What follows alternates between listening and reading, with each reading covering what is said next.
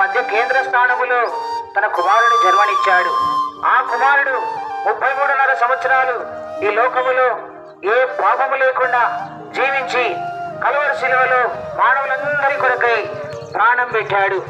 ఆయన ప్రయాసపడి పాపభారం మోసుకొనుచున్న సమస్త జనులారా నా యొద్దకు రండి, నేను మీకు విశ్రాంతి కలుగజేస్తున్నానని ప్రయాసపడుతున్న ప్రజలందరినీ పిలుస్తున్నాడు. ఈ మధ్యాహ్నకాల సమయంలో ఇటువంటి సువార్త మా ఊర్లో కూడా ప్రకటించబడింది.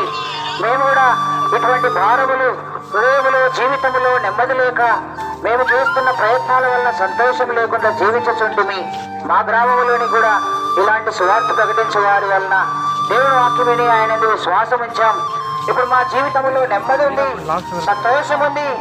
ఏ రోజు ఈ లోకం విడిచినా పరలోక రాజ్యం చేరుతామనేటువంటి ఒక నిశ్చయిత ఉంది. ప్రియులారా, మీరు కూడా ఇటువంటి నెమ్మది, శాంతి, సమాధానం పొంది నిత్య రాజ్యంలో ప్రవేశించాలని ప్రభు మమ్మల్ని మీ మధ్యలో పంపించాడు.